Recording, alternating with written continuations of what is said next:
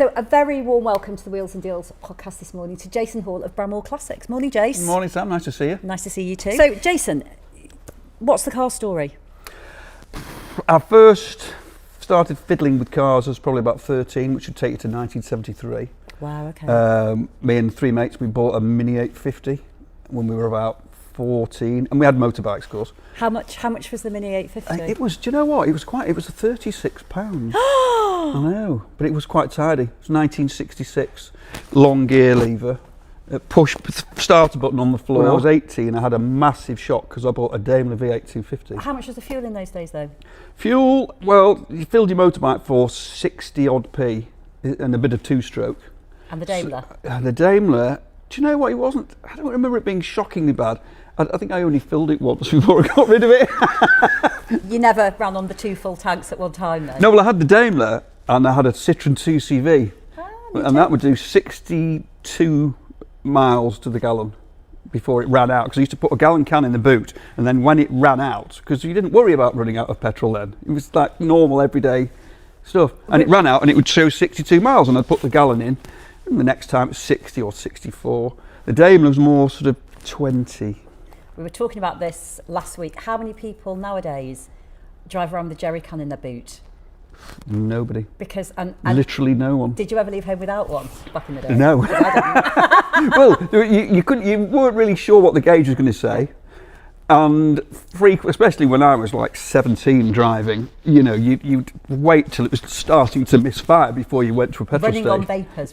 Very much so. And even now, with a lot of our old cars, you turn left and you've got a full tank of petrol, and then you turn right and the fuel light comes on. Or up a hill. You have to be on a completely flat surface, going slowly in a straight line to have any chance of getting an accurate reading, don't you? Right, so I've got some questions for you. Oh yeah. Let's crack on. Right. So, when did you start in the motor trade? When I was about 16, I got a job at our local garage, because in Bramhall Village, which is quite sort of an averagey sort of village at the time, it had a Peugeot dealer. I'm going to stop you there. Bramhall's really, really posh. Well, it is now. It's an average but this village. This was mid-60s. No, it's late mid-70s, sorry. You flash if you live in Bramhall. Well, you know, it's not in the Golden Triangle, is it? It's just on the peripheral. What about the petrol station? The petrol station, well, there was one smack in the middle. There were several petrol stations, but there was one smack in the middle of the village, right by the roundabout, which is now, what is it now? I think it's a Turkish barber shop and a vape shop. Yeah. They made a massive error, which was to have possibly Britain's first money-fed petrol pump. I mean, I've never seen one since. Pound notes into the machine. £5 notes. So you put a £5 note, you had to get it all nice and flat and perfect, and you fed it in, and it went zip, zip, zip in. Then the pump came on, and you dispensed. It was probably a rip-off. You probably got like £4.50 worth of fuel, but you got fuel. Somebody came round to my house and said, quick, you need to get your arse down to the petrol station in Bramhall Village. It's all free. I'm like, really? It's like 7 o'clock Sunday night. So we go down, and somebody, very thoughtfully, has got a £5 note, and he's put a loop of sellotape on it, like this, and then doubled it back on itself. He goes, yeah, watch, bring your car over. It's like that, in it goes. Oh, brilliant, fill the car up. The next minute, he's like, there we are. And who's next? There's a line of cars, and I think it'd be fair to say that that was possibly the last time that machine operated. So it was the very early version of going to a supermarket filling station where you can pay at the pump or pay at the cashier. Yeah, and I think it was. I'm pretty sure, because a friend of mine knew the owners. I'm pretty sure it was almost one of the first ones in the UK, and not one of the last ones, because they shut it straight away. I've never heard of it before. If you've ever heard of the self-serve petrol pumps... Barbers, I think it was. Not Barbers. No, George's. It was Chris George. And it was his mother ran it. If you've ever heard of a prepaid 1970s petrol station, do let me know. This is mid-70s. I'd be curious to know if there were any more. £5 note. You started in the motor trade working for a local dealer? I started work, I had a job, at 15 I was going down there on like a Saturday doing bits of work, and a few hours here, a few hours there. I didn't do a lot of school at the time. So I sort of learnt, like MOTs, servicing, repairs, you know, it was like right in at the sort of sharp end of it, really, you know. I quite enjoyed it. What sort of cars? Oh, all these sort of humdrum Morris Minors, but the owner had a Dino, and he bought it brand new, and about the day after he bought it, the old bloke, Alf, that did the MOTs, reversed an Austin Somerset pickup truck hard into the side of it. It's just one of those where you didn't even want to look to see how much damage there was. So that's quite a heavy car going into a It came off a ramp, and there's just this almighty bang, and he went straight in the side of it. Because the Dinos were slightly made of like wafer thin Wafer-thin Italian steel, weren't they? But yeah, no, it was a steep learning curve. Not just that, but the sort of banter, and it's quite a blokey, or it certainly was at the time, a blokey profession, and you got covered in shit, you know, within minutes. You know, one of the jobs was somebody'd bring an old car in, and they'd ask you to paint old engine oil underneath it for them. So you'd be there with a brush, you know, you can imagine. So the Land Before Health and Safety, just to put this into context, there will have been no gloves or protective goggles or anything like that. No, I mean the amount of asbestos dust I must have breathed in doesn't bear thinking about. Because all the brakes pads were all asbestos then, clutches were. Everything was. No face masks. If you wore a face mask, you'd probably have been beaten up. You know. Having said that, a friend of mine got a job at, is it Gordon Ford's? Right. And he was about 18, 19, and he came home. I said, oh, what's it like? He goes, oh, a bit embarrassing. He said, the first day that you're there, there's like an initiation ceremony. And he said that above the workshop is like a glass mezzanine with all the women and blokes sat there doing invoicing and stuff. And he says, and there's a huge overhead crane. So he says, the first day you're there, they tie you up they pull your trousers and your underpants off, and then they tie you up by your feet, and they parade you past the window of all the people sat there. And he doesn't, I don't think he was harmed by it, but we'll never know. They probably were. He was only a kid. But yeah, he's never forgotten that, and I certainly haven't. I thought, I'm never going to work there. No, you wouldn't, would you? There's been a few changes over the years to legislation, health and safety. Unbelievable. And employee. Some of it good, to be fair. Yeah. You need like dust extracting stuff now. You need stuff to extract the exhaust gases, even though they're relatively safe now. I mean, before, you know, if you were in a garage working, you know, your eyes were streaming, you know, and you were smoking a fag, of course. Everybody smoked. Yeah. You know, and Indoors, you know, the dust everywhere you looked like a coal miner, literally like a coal miner when you came home. I can remember the Swarfiga, because it would go in the lines of your hand. You couldn't, and under your nails, you just couldn't get it out, could you? It was foul, and I never want to do that ever again. You know, I look back on it slightly rose tinted, but really it was. I think a lot of what we're doing with this is we are looking back at the memories, and we're trying to figure out whether or not are we looking back with rose tinted glasses. Were they as much fun at the time as we think now? Well, I think that contrary to what some people might say, motoring actually was enjoyable. I mean, I don't enjoy driving now particularly. Some days I do. I enjoy driving a car that needs to be driven. If it's a hobby, as it is for us, then that's part of the joy of it, where you jump in a modern car and it does everything for you. In fact, sometimes it tells you that you can't do something that you want to do. Yeah. Well, I wonder, you see a young person, not necessarily say a young lad with a souped-up Corsa, but just say, like, you know, there's several young girls in our family, you know, and they all drive, and you think, I've never actually asked them, do they enjoy driving? I think they'd probably say no. It's just to get me to work and back. I don't think some of them know when to turn your headlamps on, because the car does it for you. No, or indicate. Or, yeah, wow. Or look in the mirror. But now windscreen wipers turn themselves on as required. Headlights turn themselves on as required. Handbrake. How do you do a hill start in a modern car? Yeah. Worst gadget ever that's been fitted on a car, electronic handbrake. Yeah, if anyone could tell me... I'd like to do a whole strand on that. I could sit here all day. If anyone could tell me how you do a hill start and a handbrake turn in a modern car... Handbrake turn? We're going to come on to handbrake turns in a little while. Yeah. So how did you get from working in the workshops to dealing classics? Or were they when you first started dealing, were you dealing classics, or were they modern cars then? They were... relatively modern cars then, I suppose. No, I started buying and selling cars as an income, as a way of earning money. Okay. And it was very different then. You know, the laws were different. Everything was different about it. You know. For the better. Would you go back? I'd go back. Yeah, I think I would actually. So when did you go from trading from your looking for behind the lounge curtains to did you have a pitch or a garage, or when did you start trading? No, just a trader from home, and I worked with loads of people that were sort of proper car dealers, you know, that actually had pitches. Right. And to be honest, observing them, that was all misery. That really was, you know, everything was clocked. I mean, car clocking, that was just, it wasn't like the odd, everybody was just standard procedure. Even if it was already low mileage. Yeah. Just pull it back a little bit more. Yeah. A pal of mine used to buy cars off like a big fleet company, and people used to take them back in at about 120,000 miles. But they're only a couple of years old, literally 2, maybe 3 years old. So they'd bring them in, and my mate would buy them all, and he'd put new pedal rubbers on, new gear lever knob, 25,000 miles. Some of them he didn't even need to clock, because they only went, you know, they didn't go, didn't show the one. So they've been, you know, 125. and he did enough. He did repairs to them to make sure they were okay. But Safe, just safe. Got a photograph here, Jace, of your old garage. Where was this? yeah, so me and a pal, a guy called Ian Roberts, lovely person, now a family member. Him and me ended up in Burns and Hudson's unit, which was Vauxhall Opel in Stockport in Hazel Grove, and it was a big unit. It was 5 ramps. The place, you could fit 25, 30 cars in it. And then there's a massive showroom at the front.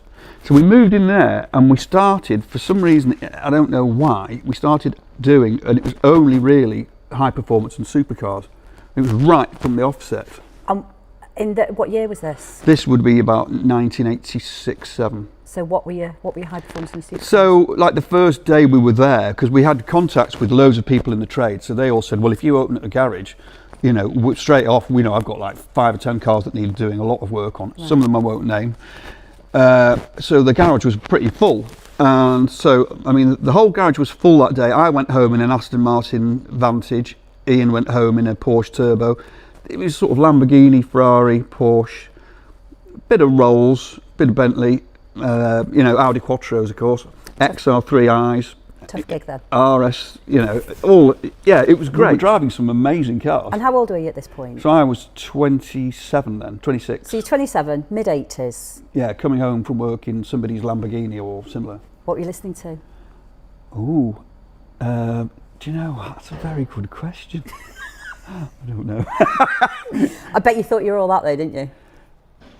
Do you know, I found the whole job was so stressful, and because everybody I knew drove cars like that, it wasn't much of a thing really. That's because you lived in Bramhall, Jace. Do you think it is? Because you live in posh Bramhall, yeah, absolutely. I remember, well, Ian went home in an Aston Martin, and the next day he rang up, he said, oh shit, you're going to have to come round to my house and bring some pipe, you're going to have to get the fuel out of the Aston. And I said, why? He says, you'll see when you come round. And it had been snowing, and there were footprints on the roof of the car. This was a customer's car. There were footprints on the roof, and they used to have a filler cap very high up. And somebody jumped up on the roof and opened the filler caps and pissed in the fuel tank. Right near a pub it was, and you could see it in the snow, you know. So we had to, I remember we siphoned it all out into this clear can, and you could see all the urine floating on the top. I just thought, you fuckers, really. Happy days. We used to get like fag ends chucked in if you left the convertible with the top down. Yeah. There was always quite a lot of. Was there a resentment if you had a flash car? Well, it's that funny thing that people say, oh no, never buy a Rolls because you'll have it keyed and scratched. And I think when I was a kid, my sister had a boyfriend, and his father died, and so he was 15, and his father died. So his mother said, right, you're the man of the house now. So there's the keys to your father's car, which was a Bentley. So he used to come around and pick Julie up, and off they'd go to school in the Bentley, you know, and he was 15. And I remember getting in the car with him, and when he went to a junction, people were almost like that, almost like, oh no, come out, look, you must be important, you know. So I think it was only much later that people started to get that resentment. I think there was a sweet spot. I think now you could park a lovely old Shadow somewhere, and people would just admire it. I'm always very well received in the Shadow. Yeah. I'm always at out of junctions, and it's almost like you make people smile. People see it, especially people our age, and you get a nod and a smile. Yeah, a lovely old car, you know. Yeah. But I think back then, I think there was an awful period of jealousy, probably around the Thatcher. I mean, I would caveat that with a Shadow is worth 2 lolly sticks in a balloon these days. Yeah, so worth less than a Vauxhall Corsa. Yeah, pretty much. That's the thing. Pro rata. So any stories from those? Yeah, the sort of nightmare scenario that went on in the garage, and this was quite standard for garages really, but it seemed to be very standard for our garage.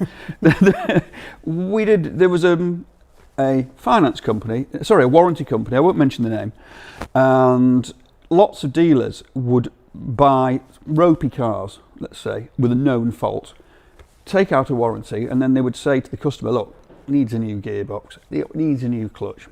So that's why the car's cheap. Drive it for a few weeks, you know, and then we'll do the clutch under warranty. And they'd say, oh, fantastic, you know.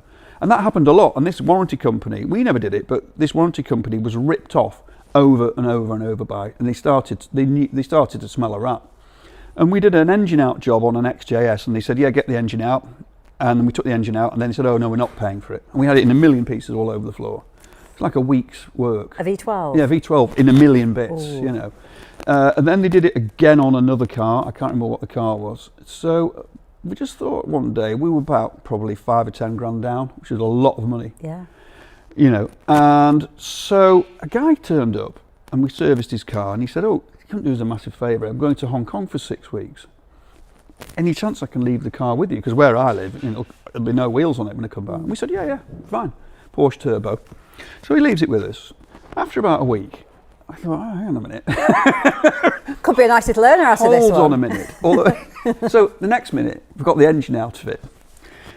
And we put in a warranty claim. I can't remember why there was even a warranty to do with it, but somebody put in a warranty claim on this car. And so they got the engine out. There's nothing wrong with the engine. Took it all to pieces. Got some broken Porsche parts from a certain trader at the time who was found with 200 XR3s in various states of being sawn into pieces. He had quite a long stint in jail. Yeah. Bought some blown up engine parts off him, pistons, a snapped crankshaft, and the warranty people came out and said, oh yes, you know, that's there a mess. You are. Rebuild it. Thought, right, so we thought, we'll just get the engine back in. And as we're lifting it in, I'm on one side, there's two people on the other side, and the door opens and it's the owner. And we're stood there, hello there, with his engine, just like that, about that height. You know, and it's just one of those, you know, where there's nothing you can say. We've just done a complimentary engine out service for you, sir, you're welcome. You know, and there was nothing to say, and in the end he took it very well, but that sort of thing happened all the time. You know, a guy came down, a local trader, and said, and can I put this car in your garage? It's a 928 Porsche, I need to clock it. And I can't remember, but somebody said, well, yeah, but we don't want anything to do with it. So he took the speedometer head out, and while he was fiddling to get the needle off, dropped it on the floor and snapped the needle off. And he said, I've got the guys coming for it in like half an hour. So he said, can I borrow one out of that car? We're like, yeah, okay. Takes the head out of that car, and he takes the thing off and drops that one and breaks the speedometer head. He did it on 3 cars. And of course, the next minute you've got the customer arriving. And I had to stand like this, like nothing to see here. You know, we've not quite finished it yet. And it was horrible, honestly. I've never want to go back to that. So the days of doing that are obviously long gone now. Yeah, and we did do some actual proper, real, nice, actual, genuine work. Yeah. That was normal. There were things that went on back in those days that were sort of routine. Like, so we'll come on in a minute. Clocking was shocking, really. Clocking was terrible. Because there was no dealer had sort of proper computerised records. Well, there was no audit trail. So you had your MOT certificates. So unless you had MOT certificates in the file, and they weren't bent MOT certificates, you couldn't support the mileage anyway. No. Oh, and bent MOTs, I mean, people would just swap plates from a decent car onto a ropey car, run it through an MOT and swap them back. Well, MOTs used to be written on a pad. I'll put one up on the screen in a minute. So if you had an MOT pad, you didn't even need an MOT station. No. You just needed a biro, and you could issue MOTs. There was one on Hillgate in Stockport, and let's say an MOT was, let's say it was 10 quid. Well, if you went there, it was 12 or 15 quid, and you just went in and you just told the guy the reg, and he'd say, do all the lights work? Yes. Do all the brakes work? Yeah. Right, there's your certificate. Yeah. So I think in terms of, you know, we talk about the good old days, there are lots of ways that the industry has changed for the good. Think about it as well. I mean, now, when you bought a car in the 60s, at 25,000 miles, that car was knackered. The diff was whining, the gearbox was going, You know, the brakes were worn down to nothing. Well, I don't think we had quality control the way we do now on cars back then. So quite often the build quality, and a lot of these cars were handmade or hand finished and hand checked. Or hand bodged. Or, you know, Friday afternoon, get it out the door, I want to go to the pub. Yeah. And I don't think that some cars came out particularly well built when they were new. I mean, we have a joke now about any kind of 70s or 80s Ford, the paint was crap when it was new. You know, if you find a early 80s Ford with a good paint job, it's had a respray because they didn't come out the factory like that. If it's immaculate, it's been painted. It's been painted. It's simple as that, you know. But a build quality, I remember, again, going back to the same, maybe it was bad karma, the same petrol station with the pulling out fibres, which I never did myself, I merely witnessed it. I remember coming bowling down Woodford Road in a Rover SD1, 3.5, and I thought, I am the dog's bollocks. Alloys, it was black, quite low mileage, and to be fair, it went on to be a lovely car over the next few weeks. But I pulled into the petrol station on a Saturday morning, opened the driver's door, fell clean off, and when I say off, I don't mean like drop down, it actually went bang onto the floor. So, like, oh shit, and this is opposite Greg's, you know. So I had to get the door and sort of put it back on, and then hold it with that hand while I put it back into drive, you know, and then nothing to see here, you know. So it's like an early episode of The In-Betweeners. Yeah. Only months later, a friend of mine came round in a Renault 4, cracking little car, you know. Not many people will remember them now, but they were actually a great car. And he said, look what I've just bought. And he opened the door and it fell off. I mean, you don't get that. I don't think you get that now. You wouldn't with an Audi, say. You wouldn't get that now, would you? No, not with your 6-year warranties and all that kind of stuff that they put on. So there used to be an advert was it the 80s, sounds just like a Golf. Yes. And because manufacturers, if you had a car that was well known for good build quality like a Golf, you shouted about it because it wasn't a given that a car would come out. People used to say, look, listen to that. They used to slam the door. We still do. BMW. If we go and look at a car now, you open the door, you slam it, you're like that. That sounds nice. Oh, 80s BMW. Yeah. No door shuts as well as that. Reassuring Merc. Mercedes, See, the reassuring door shut on the Merc, on our 107 door shut. And now they're all on a little plasticky crap little catch now. We're so car nerdy, aren't we? Oh, an R107. Oh, the door locks, I love a door shut on an R107. So obviously we were deeply embedded in the motor trade in the 70s onwards. For whatever reason, you were dealer. On and off, here and there. Dealer's daughter. How do you think the perception of motor traders has changed? I would imagine, depending on the area where you live, a small pitch, I would think are going to struggle now. Because they will have the Arthur Daly aspect to them, I think. So here's a question for you. Arthur Daly, fact or fiction? I would say there's a million Arthur Dalys. His character was so finely honed, it was like every car dealer you've ever met rolled into one person, complete with... He was pretty representative. Sheepskin coat. He was pretty representative. This is actually my dad's sheepskin from the 70s. Yeah.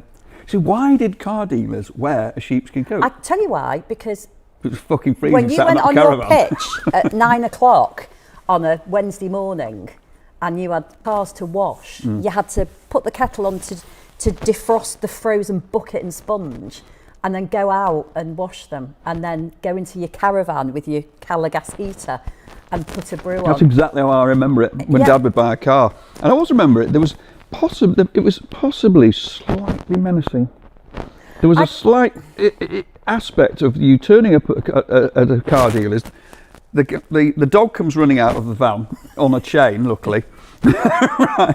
And then the dealer comes out and starts to give you some spiel about the car. And at that point, you felt sort of slightly obliged to buy it. As if some more people would come out. Slightly uncomfortable.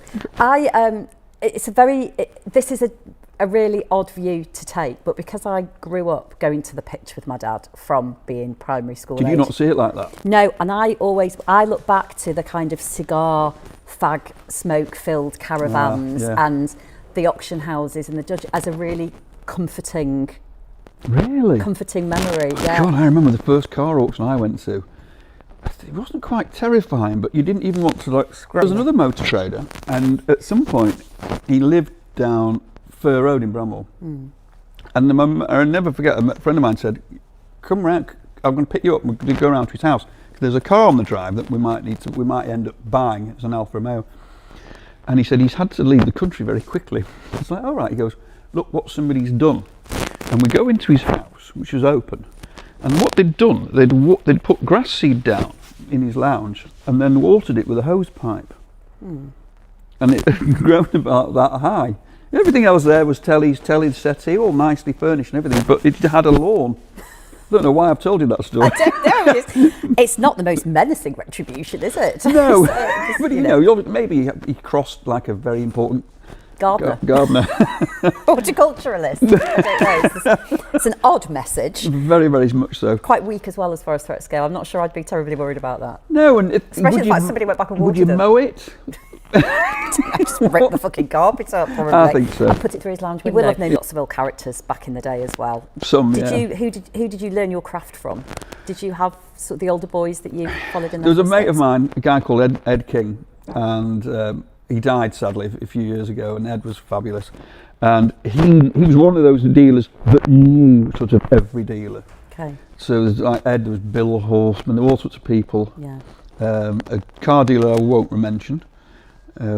Ex-mate of mine, but yeah, I sort of mingled with them. Okay. I was on the periphery, so I could sort of dip in and out. Yeah. Without any fear of my legs being broken, or or your lounge being mowed. Don't know whether they were fond memories. I don't know. It's hard to say. I don't know. You have a much fonder.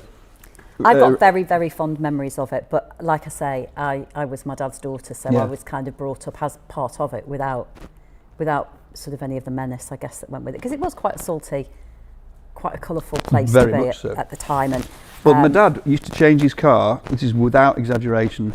Sometimes he'd change his car about weekly. He'd buy a car on a Saturday. We'd go to a car pitch. He'd buy a car, and then by the next Saturday, he didn't like it because it was auto. So he'd go back and get the same car that was manual. Then he didn't like that. And he just did it over and over. I mean, God knows why. Perfect punter. He was the dream punter. But we used to go to, for example, a place called B&E Car Sales in Reddish, Brian and Eddie. I mean, you couldn't have a car place now called Brian and Eddie. You just couldn't, could you? I think someone should, just for old time's Do you know what I mean? It just sort of wouldn't work with the modern demographic of the buyer. But Brian and Eddie, as I remember, they were lovely. They were dead friendly. They were dead nice. You know, and if something was wrong, you took the car back and they sorted it. And they were lovely. But then you could go to another car dealer. I'm trying to remember what they were called now in Stockport. There was one, and it was a dog on a chain. You know, it was terrifying. Well, we, because you... And around Ancoats and places like that. Yeah, well, my dad started trading in Ancoats. That was quite a grim Saturday out. But you and your dad came to Red Lion Autos. We came to Red Lion Autos on many occasions. Yeah, so I will have been the small child under the bunting with a bucket and sponge. Yeah, probably. Yeah. The last time I remember going there, and I'm pretty sure that's where we were going, it was an Alfa Romeo Montreal. Yes. Which was very, I mean, at the time, very that was nice. One exotic car. I remember where it was, and I can remember it vividly. Yeah. See, I've got... And I don't have horrible memories about it. I've got incredibly happy memories of Red Lion, to be honest, in those days. Do you remember when you used to go to any main dealers and they'd always be, what have you got round the back? Round the back, and you went round. All the Part X's would be sold as seen, pretty in a grim. Corner, and it was like the graveyard is where all the Part Exchanges went to die. And then traders would drive around and they'd say, yeah, go and have a look round the back. And then you'd go and you'd say, I'll give you that for that, that for that, that for that. Yeah. And they'd yay or nay it. And there was no consulting with head office or seeing what a computer said. It was literally glasses guide in one hand. Yeah, that's it. The piece of paper with what they'd give for it in the other. Glasses guide. It was like, you know, when you got a new glasses guide or somebody gave you their old one, you know, it's like, oh, wow. I've got loads of them. I'm going to have a look in one of those in a minute. When Caps came out, you know, the black book. Yeah. You used to buy it, was it buy at Caps and sell at Glasses? Because somebody would come in and one of them was more favourable than the other. So you'd go, right, well, there's your car. Yeah. But then when you were selling it, you'd go, now you see. And it's like, there's a quick 400 quid, you know. The good old days. Oh, those are fabulous. I've got down there like boxes and boxes of them. Hey, Yeah, have a good flick through. Very, very happy days indeed.